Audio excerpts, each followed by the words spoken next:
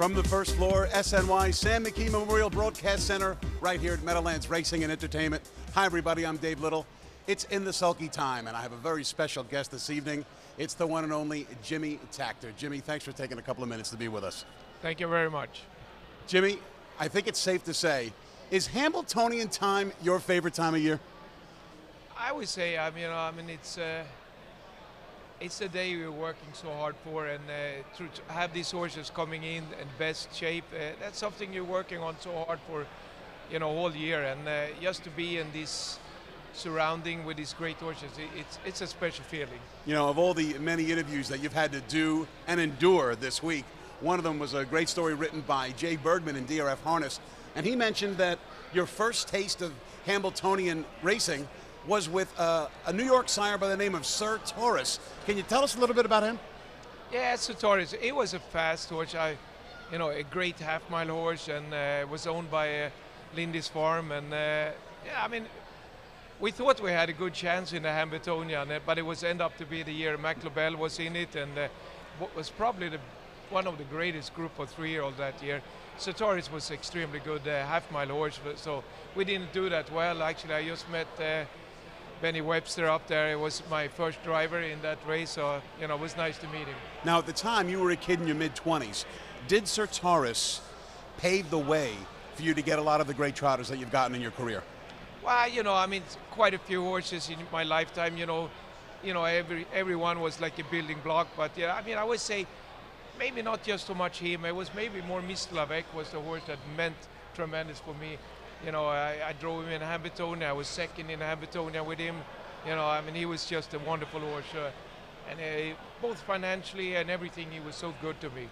Now let's talk a little bit about some historical perspectives. I have a graphic here, and we call it, of course, the Taktertonian. And we talk first and foremost about you've won 4 Hambletonians, and none of them as the favorite. I find that strange. Do you?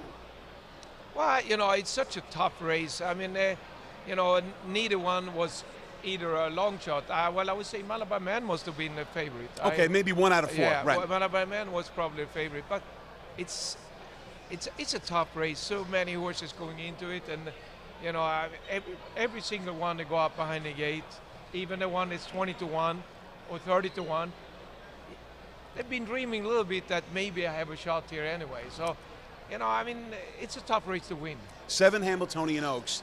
Do you have more of a flair with the fillies as opposed to the colts, or was it just a matter of luck of the draw? I don't know. I've been fortunate enough to train for a lot of great breeders, and so I've been getting a little bit better quality of that type of mares, the fillies. So I think that's a more a reason why I had so many good trotting fillies over the years. Obviously, also, you've won both the Hambo and the Oaks in the same day. You certainly could do that tomorrow. Let's talk a little bit about the Hambletonian for tomorrow. In the 8th race, the first elimination of the Hambo, where the first 5 from the 8th and 9th race come back for the final. We're going to start with Wolfgang, and boy, he sure looked good on July 14th, winning the Stanley Dancer. Here he is. Yeah, he's such a great horse. He's a little lazy horse. He's not a horse that, but I tell you what, it take a heck of a horse to go by him. He's very professional what he does. He can race from front, but personally I think maybe he's a little bit touch better from behind, but he's a class horse. How about Zephyr Kronos? This is a horse who's probably a notch below the real good ones, but this one's got a late kick. His speed is there. People have been here in Meadowlands over fall, spring, and early summer here. I've been racing him here basically every Friday, and I lost 10-15 lengths the first quarter, and he's been getting better. He's so scared of dirt. I have all this equipment over his nose, so he's, but he's. I would say last start I was very proud over him. He's sat outside a heck of a good horse, and for a moment I thought I was a winner, but he's a good horse. I would not rule him out. If I've been able to put him in a decent situation, a decent spot, I think he have a very good chance to make the final. And it's a different draw in the final. They get a little lucky there. Who knows? Tactical Landing, I thought, was very good racing first over 2 starts back and was an absolute crushing winner in last. Is this one peaking right now?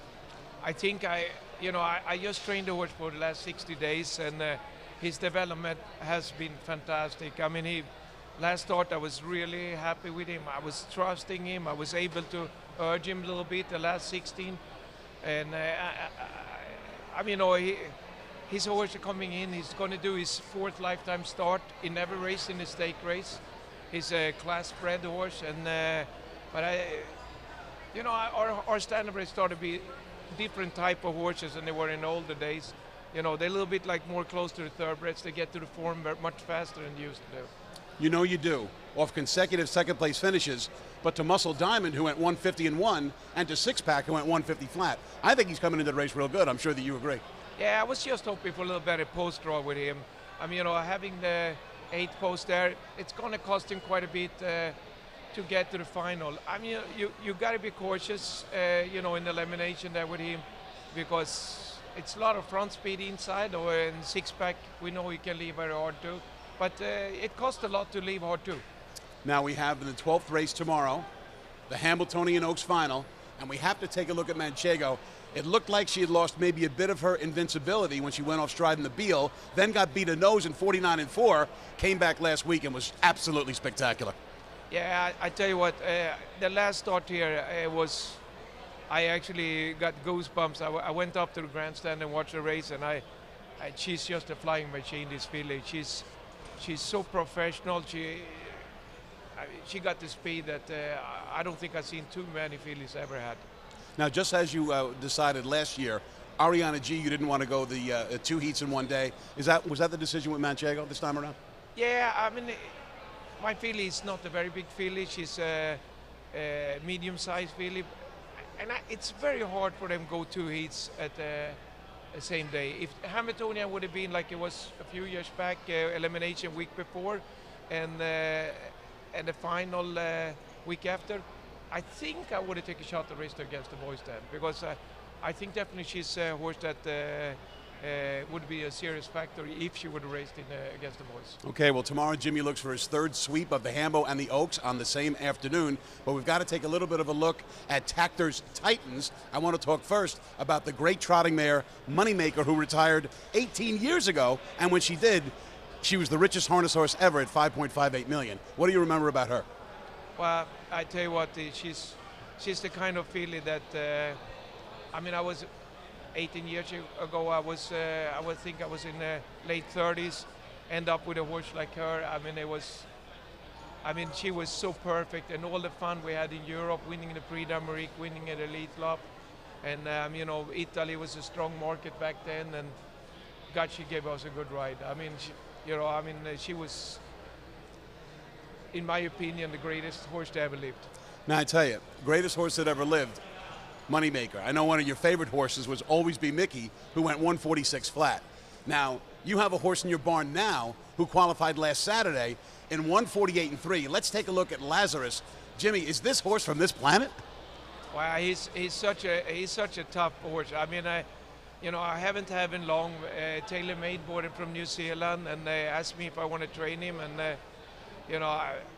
I'm actually shocked how good he was in the qualifier there. The horse come from a great trainer, from New Zealand, and you can see he's well conditioned. I don't want to take no credit for this horse. He's just I'm just his babysitter and just try not to screw him up. But he's wonderful horse. Jimmy, before we let you go, you've been saying since last November that this is your last year. So indeed, if Jimmy and brother Johnny, who have given in tonight's 2nd race, do retire, does that mean at the end of the year that's it, or are you still going to have a little bit of a toe in the water? Well, I just don't want to be involved with the day-to-day base. It takes so hard on me.